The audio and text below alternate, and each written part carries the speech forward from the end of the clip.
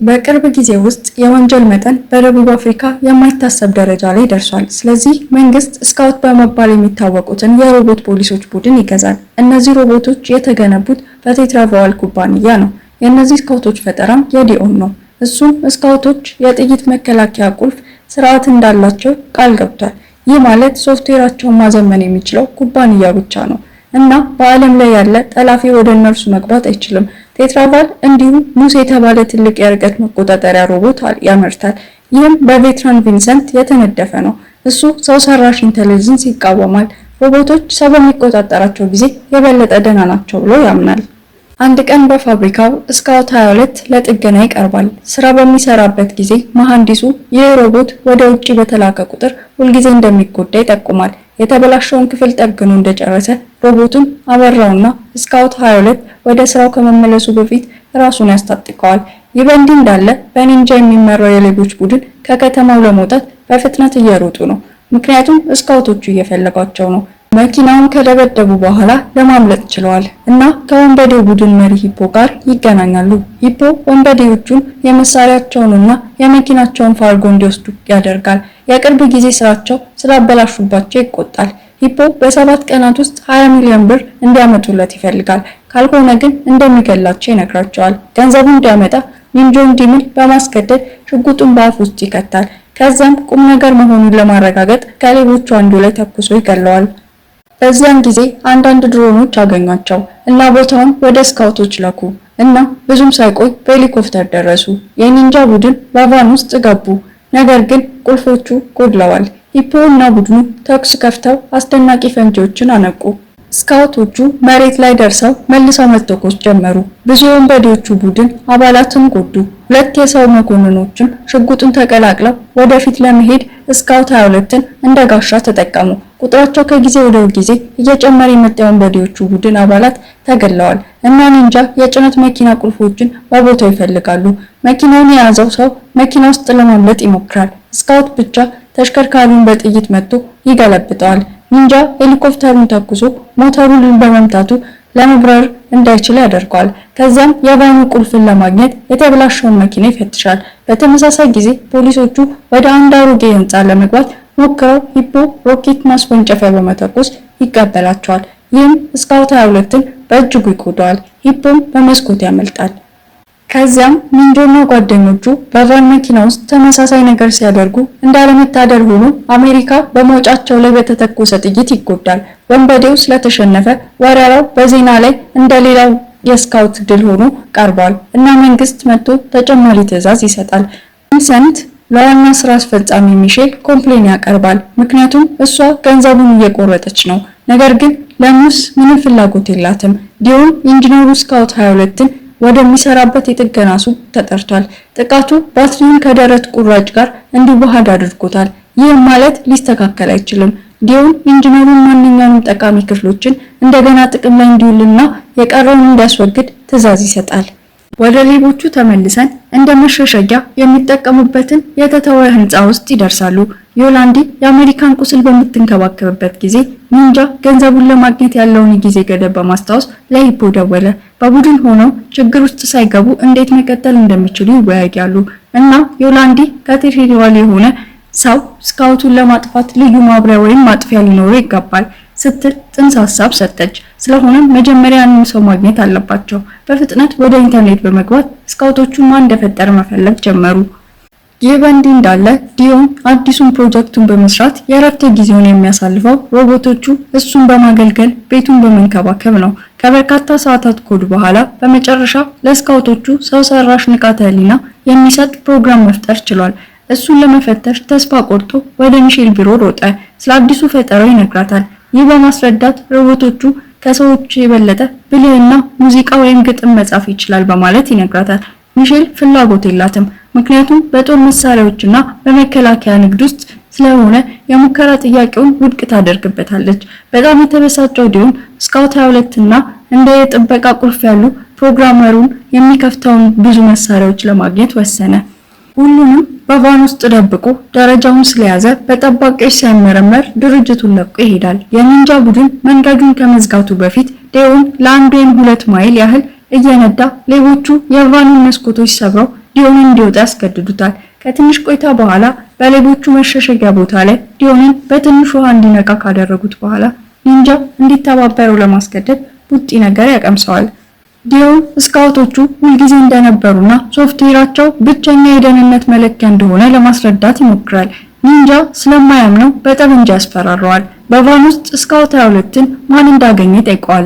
ትንሽ ከተመለከተ በኋላ ኒንጃ ለዲዮን መኖር ከፈለገ እሱን ለመስራት የስካውት 22ን ፕሮግራም ማድረግ እንዳለበት ነገረው። ዲዮን ስለ አዲሱ ያልተሞከረ ሶፍትዌር ያስጠነቅቃቸዋል እና ቡድኑ በማንኛውም መንገድ ለመሞከር ይስማማል። ከዚህ በኋላ ዲዮን የስካውት 22ን የተሰበሩ ክፍሎች በመጠገን መስራት ጀመረ። ባትሪው ተጎድቷል። ይህ ማለት ስካውት 22 የቀረው ኃይል 5 ቀን ብቻ ነው። ከዚያም ዲዮን የድሮውን ሶፍትዌር በመቀየር የጥበቃ ቁልፍ በመጠቀም አዲሱን ይጭናል። ስካውት 22 እንደ ሕፃን ልጅ ባህሪ ከእንቅልፍ ሲነቃ ከሰዎች ለመደበቅ ይሮጣል። ኒንጃ ተናደደ። እናም ቅሬታዎቹ ስካውት 22ን የበለጠ ያስፈራረዋል። ስለዚህ ሌሎቹ ወደ ኩሽና እንዲገባ ይልኩታል። ረጋ ባሉ ቃላት እንደገና ይሞክሩና በመጨረሻ ስካውት 22 የዮላንዲን እጅ ለመንካት ወጣ። የዲዮን ሰዓት ሲሰጠው ሮቦቱ እንደመጀመሪያ ቃል ሰዓት ትላለች። በመቀጠል ዲዮን ትኩረቱን እንዲከፋፈል የዶሮ አሻንጉሊት ይሰጠዋል እና ስካውት 22 የሁሉንም ሰው ስም ይማራል። ዮላንዲ ሮቦቱ ደስተኛ ጃፒ ይመስላል ብላ ታስባለች እና ጃፒ ስሙ እንዲሆን ተወሰነ። በዚህ ጊዜ ኒንጃ ተመልሶ ሮቦቱን እንደ ልጅ ሲያስተምሩት ስላየ ይናደዳል። እሱ ዲዮንን አስወጥቶ ሊተኩስበት አስፈራራው። ነገር ግን ዲዮን ጃፒን ማሰልጠን እንደሚያስፈልጋቸው አሳመነው። ነገ እንደሚመለስ ቃል ከገባ በኋላ እንዲሄድ ፈቀደለት። በቴትራቫል ቪንሰንት የጥበቃ ቁልፍ እንደጠፋ አወቀ። ስርዓቱ ሲፈተሽ ቁልፉ አሁን በስካውት 22 ውስጥ እንደተጫነ ይማራል። ጠዋት ቪንሰንት ዲዮን በጠረጴዛው ላይ ስለ ህፃናት የመማሪያ ሂደት ጣቢያዎችን ሲፈልግ አገኘው። ቪንሰንት ዲዮን ፊት መቅሰሎችን ካስተዋለ በኋላ የጠባቂውን ቁልፍ ለመዋስ ጠየቀ።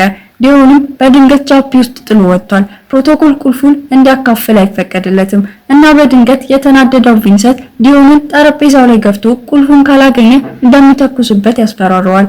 ዲዮንም አይሆንም ሲል ቪንሰንት በፍጥነት ወደ ኋላ ተመለሰና እየቀለደ እንደነበር አስመሰለ።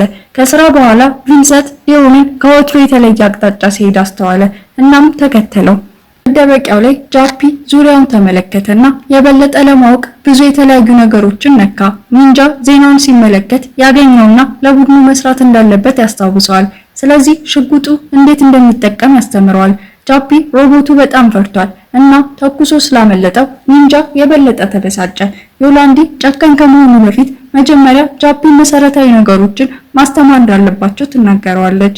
የዘፈቀደ ነገሮችን እያሳቀችና ቃላቱን እያስተማረች ትጀምራለች። ብዙም ሳይቆይ ጃፒ ሙሉ አረፍተ ነገሮችን በመኮረጅ ያስገርማታል። አሜሪካንም በስሙ ጠርቶታል። ዮላንዲ ግን እንደ እናት ሆነችለት። አሜሪካም ጃፒን ማስተማር ጀመረ። ስለዚህ ሮቦቱ የእርግማን ቃላትን መድገም ጀመረ እና የበለጠ የወንበዴ ማስፈራሪያ ድምጾችን ማውጣት ጀመረ። ዲዮን ሲመጣ ጃፒ ሲናገር ሰምቶ እንደ ወንጀለኛ ሲሰራ በጣም አዝኗል። ስለዚህ ምንም አይነት ህገወጥ ነገር እንደማያደርግ ቃል ያስገባዋል። ከዚያም የጃፒን አእምሮ ለማነቃቃት እንደ መጽሐፍ ማንበብና ቅብ መቀባትን የመሳሰሉ የተለያዩ እንቅስቃሴዎችን ያደርጋል። ይህም ቪንሰንት አይቷል። እሱ ቁልፉ የት እንዳለ ተገንዝቦ እና እቅድ እያሰበ ይሄዳል። ጃፒ ስዕሉን ይለማመዳል እና ፍጹም የመኪና ስዕል ይሰራል። ጣፋጩ ጊዜ በኒንጃ ይቋረጣል። እሱም ዲዮንን ወደ መሬት ከፍቶ ጃፒን ለስላሳ ስላደረገው መምታት ጀመረ። ሽጉጡን ያወጣል። ዲዮንም በቫን መኪና ውስጥ ይገባል። ዮላንዲ ዲዮንን እንዳይገድለው ትገፋፋለች። ዮላንዲ ጃፒ እንደ ልጅ እንደሆነ ለኒንጃ ለማስረዳት ትሞክራለች። ነገር ግን አሜሪካ ሊሰራ ስላለው ስራ ሲነግሩት ክርክራቸው ይቋረጣል። የጃፒን ስልጠና ለማፋጠን በጣም ስለፈለጉ ኒንጃና አሜሪካ ወደ ሌላ የወሮበሎች ቡድን ወስደው እዚያ ይተውታል። እሱ መደበኛ ስካውት እንደሆነ በማሰብ ወንበዴዎቹ ወዲያውኑ ነገሮችን በመወርወር በቧንቧ በመምታትና በእሳት ለማቃጠል በመሞከር ይጀምራሉ። ሆኖም ጃፒ በገባው ቃል ምክንያት ራሱን ለመከላከል ፈቃደኛ አልሆነም። ልክ እንደተከፈተ ጃፒ ሸሸ። ከአፍታ ቆይታ በኋላ ጃፒ አሁንም ወደ መሰረቱ ለመመለስ እየሞከረ ነው። ጃፒ ድንጋይ ላይ ተቀምጦ እረፍት እየወሰደ የመንገድ ላይ ውሻ ወደ እርሱ ቀረበ። ስለዚህ ጃፒ ሊያዳብረው ቻለ። በድንገት በቪንሰንትና በሰዎቹ ተከቧል። እሱም ለኩባንያው የክትትል ስርዓት ምስጋና ይግባውና ተከታትለው አግኝተውታል። ቪንሰንት በኤሌክትሮኒካው መሳሪያ መታው። እናም ጃፒ ወዲያውኑ ዘጋው። በኋላ በቪንሰንት መኪና ውስጥ ከእንቅልፉ ሲነቃ ወንዶቹን ሊያናውጥ ሲሞክር ቪንሰንት እጁን በመቁረጥ ምላሽ ሰጠ። ከዚያ ቪንሰንት ፓነልን በጃፒ ራስ ላይ ይከፍታል እና እሱ እውነተኛ ሰው አይደለም፣ እሱ ብዙ ሽቦች ብቻ ነው እያለ ቁልፉን ያስወግዳል። ካሁን በኋላ እሱን ስለማይፈልገው ቪንሰንት የጃፒን ጭንቅላት ለመቁረጥ ይዘጋጃል። በዚህ ጊዜ ጃፒ በበለጠ ጥንካሬ ታግሎ ወንዶቹን በመግፋት ከጭነት መኪናው ይዘላል። ሰዎቹ ታክሱ ከፍተው መሮጡን በማቆም የጃፒ አካል ላይ የበለጠ ጉዳት አደረሱ። ቪንሰንት አሁን ጥቅም ስለሌለው እንዲሄድ ወሰነ። በመጨረሻም ጃፒ ወደ መሰረቱ ተመለሰና ዮላንዲ ወዲያውኑ በኒንጃ ላይ እየጮኸች እሱን ማጽዳት ጀመረች። ለሮቦቱ ወቅታዊ ሁኔታ ተጠያቂ እሱ እንደሆነ እየተናገረች አሜሪካ ጃፒን ከአንዳንድ አሮጌ ክፍሎች ጋር በማስተካከል አዲስ ክንድ ሰጠው። በዚያ ምሽት ዮላንዲ ጃፒን ስለ ጥቁር በግ መጽሐፍ አነበበችለትና በውስጡ ነፍስ እንዳለው በማስተማር በየቀኑ ሊለወጡ ከሚችሉ ሜካኒካል ክፍሎች የበለጠ አስፈላጊ መሆኑን ትነግረዋለች። በማግስቱ ዲዮን ሽጉጥ ገዛ። ይህ በእንዲህ እንዳለ ጃፒ ዮላንዲ ልዩ ብላ እየጠራችው እንደሆነ በማሰብ በአሻንጉሊቱ ይጫወታል። በዚህም ጊዜ ኒንጃ አገኘውና ራሱን አባያ ላይ ይቅርታ ጠየቀ፣ ግን አሻንጉሊቱን እንዲጥል አደረገው። ጃፒ እንደ ወንበዴ እንዴት መራመድ እንደሚችል ለማስተማር ቀጠለ እና ጃፒ ሽጉጥ ለመተኮስ ፈቃደኛ ባለመሆኑ እንደገና መበሳጨት ጀመረ። አሜሪካ ይገባና ጃፒ እንዴት ቢላው እንደሚጠቀም ያስተምረዋል። ይህም በቀላሉ ሰዎች እንዲተኙ ያደርጋል። ከዚያም ለጃፒ ቀለምና ለጋንግስተር ውበት ተስማሚ የሆነ ጌጣጌጥ ይሰጡታል። ከተወሰነ ጊዜ በኋላ ኒንጃ መኪና ሊሰርቅ ስለፈለገ አንድ ባለጌ ሰው መጀመሪያ እንደሰረቀችው እና እየወሰዱበት እንደሆነ ለጃፒ ነገረው። ጃፒ ወደ ሰውየው ቀርቦ መኪናውን ማበላሸት ጀመረ እና ሌባ ነው ብሎ ሰውየውን እየወቀሰ ብሩ እንዲገነጠል አደረገ። ከዚያም ሰውየውን ከመኪናው ውስጥ አውጥቶ ወደ ጎዳና ወረወረው። ኒንጃና አሜሪካ ወደ ቫኑ ጠርተው ተሽከርካሪውን በማበላሸቱ ወቀሱት። እሱ መተኮስ እንደማያስፈልገው በመጠቆም ሽጉጥ ይሰጡታል። ለሚቀጥሉት ጥቂት ሰዓታት ጃፒ ለኒንጃ ብዙ መኪኖችን ሰረቀ። አሽከርካሪዎቹ እሱ ስካውት ነው ብለው ያስባሉ እናም ይፈሩታል። ስለዚህ ጃፒ እነሱን ማስፈራራትና ተሽከርካሪዎቹን መውሰድ ቀላል ሆነለት። ከዚያ በኋላ ጃፒ የወንበዴዎቹን ስብሰባ የውሻ ውጊያ ወደሚመለከቱበት ወደ ተተወ ህንጻ ተወሰደ። ጃፒን ሲያዩ እሱ ስካውት ነው ብለው ያስባሉ እና ይሸሻሉ።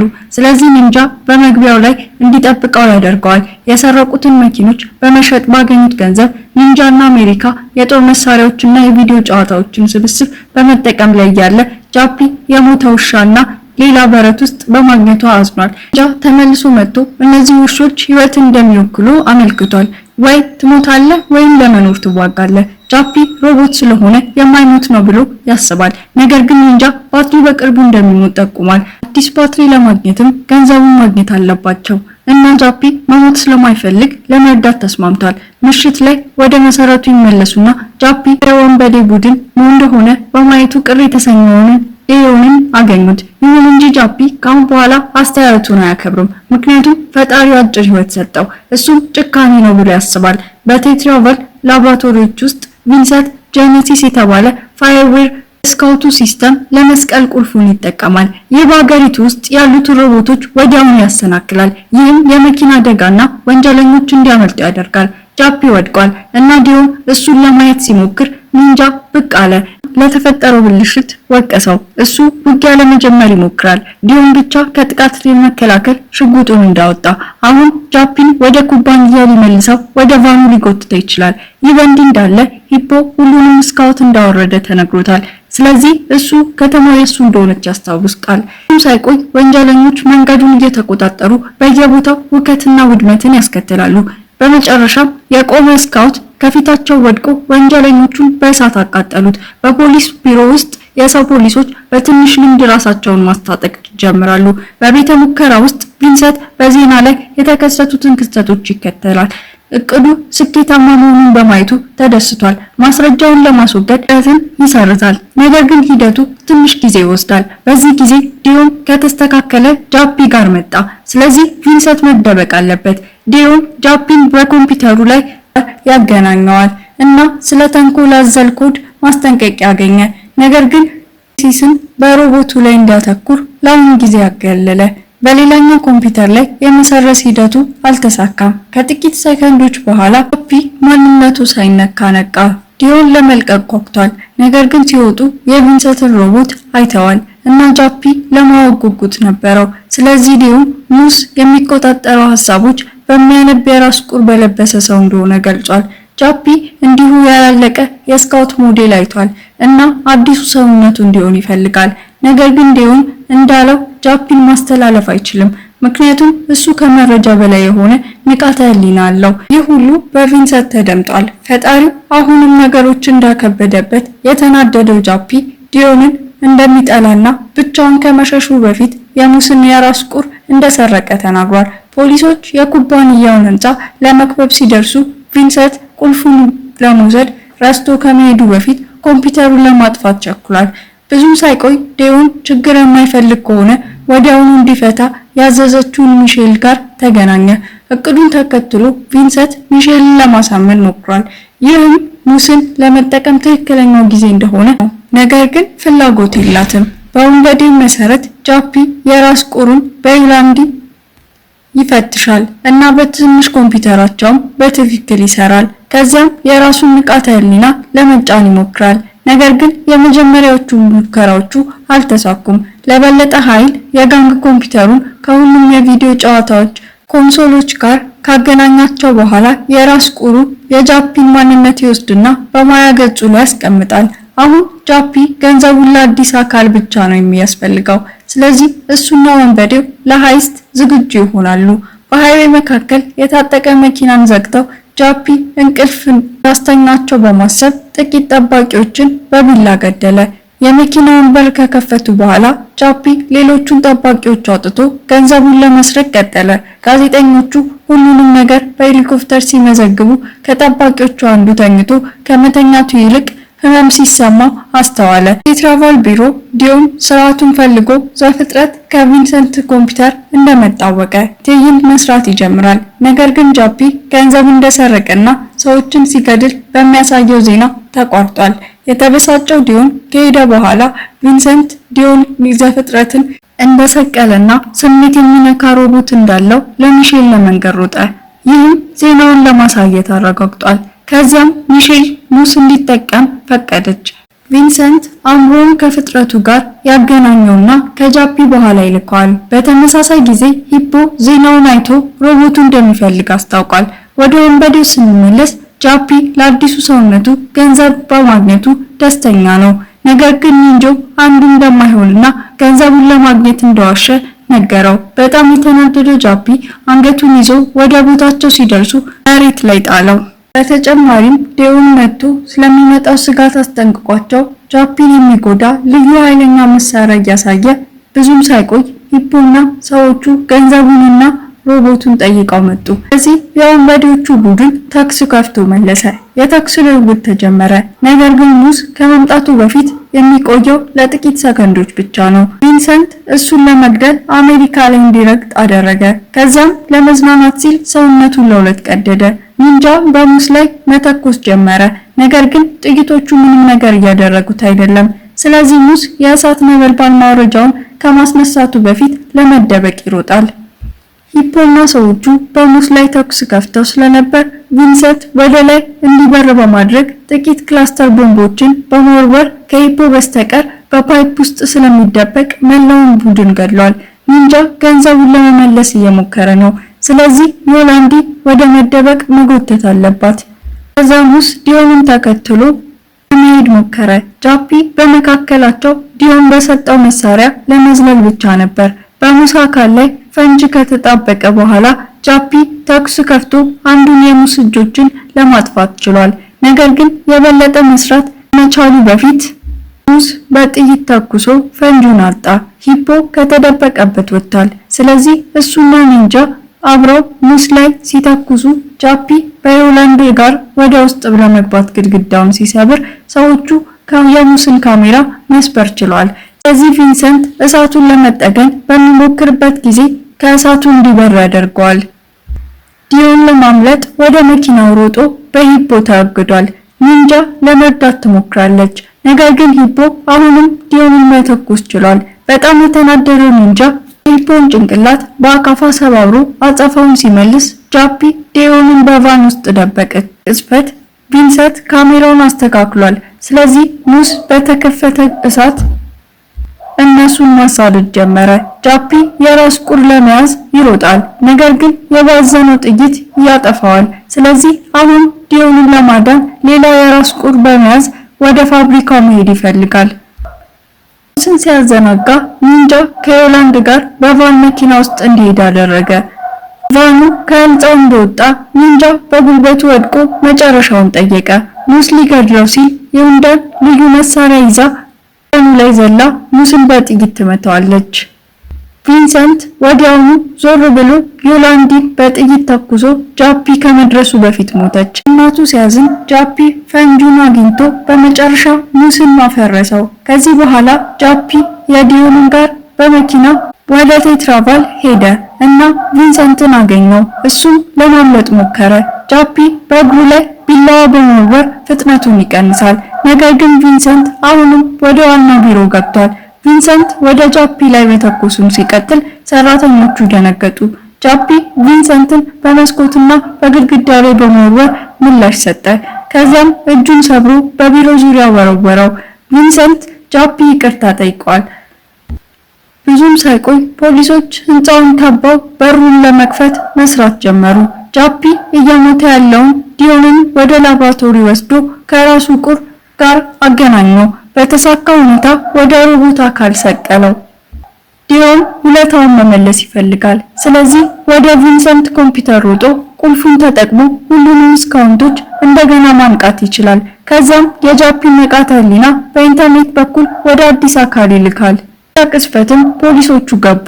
እናም ዲዮን ወደ ውጪ ሮጦ ጃፒን በአዲስ ስካውት አካል ውስጥ በማግኘቱ ተደስቷል። ከዛም ወደ መሰረቱ ይመለሳል እና ከኒንጃ ጋር ዮላንዲ ትክክለኛውን የቅብር ስነ ስርዓት ይሰጣሉ። ዜናው ሁሉንም የሮቦት ፖሊሶች እንደታደጉና ሰዎች ወደ ኃይሉ መመለሳቸውን ሲያበስሩ ጃፒ ኤስቢ ዱላውን በዮላንዲ ላይ ያደረገውን የራስ ቁር ሙከራ አገኘ። ከማሽኖቹን ሰብሮ በመግባት የዮላንዲን ንቃተ ህሊና ለመስቀል ቆንጆ ሴት ሮቦት እንዲሰሩ አደረጋቸው። ቪዲዮውን ከወደዱት ቻናሉን ላይክ ማድረግ እና ሰብስክራይብ ማድረግ አይርሱ። በሚቀጥለው ጊዜ እንገናኛለን።